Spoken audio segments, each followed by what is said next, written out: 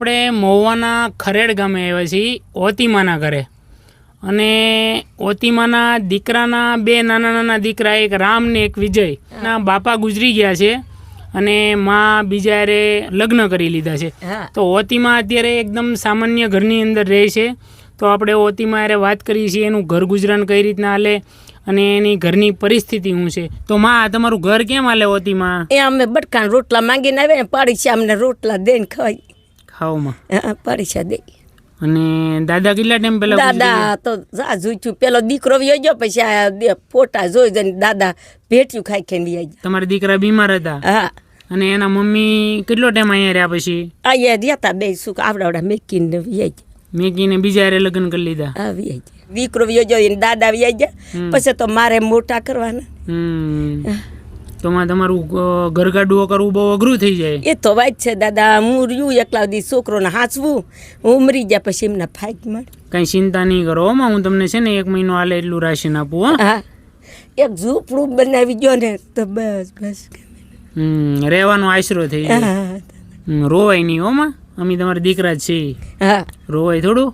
તમારે તકલીફ તો ઘણી બધી છે દુનિયાની. જો અમારા મિશન શરૂ થઈ જાય પોરા ખાતી ખાતી રોટલા ને બટકા માંગવું થેલીમાં લાવવું કોક લોટ દે. એકદમ નાના નાના દીકરા હતા અને ઓતીમાં કે મૂકીને એની માં એ બીજા હારે લગ્ન કરી લીધા છે.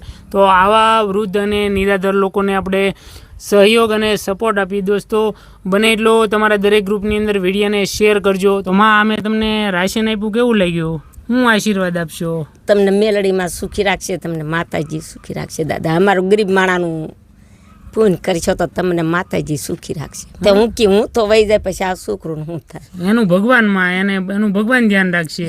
બસ દોસ્તો આવી રીતના પ્રેમ સપોર્ટ આપતા રહ્યો. આવા વૃદ્ધ અને નિરાધાર લોકો હોય એને આપણે સપોર્ટ કરતા રહીએ. જે તમારા સાથ અને સહકારથી આપણે આ કાર્ય કરતા હોઈએ, 50, 100, 200, 500 રૂપિયા અમારી ટીમને ડોનેટ કરશો તો અમે આવા પરિવારનું વધારે અને વધારે ધ્યાન રાખશું. અમે દાદા બટકું રોટલા દેતા હતા ને ખાતા, તમે દીધું 1 મિનિટ તો છોકરા ખાઈને સુખી થાય. બસ બસ માં, મને એક આશરો કરી દો ને.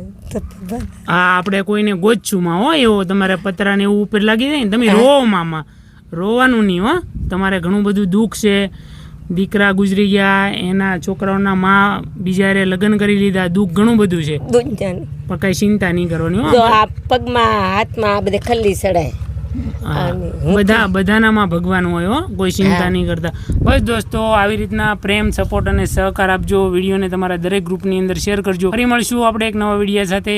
ત્યાં સુધી આવજો અને તમારું ધ્યાન રાખજો.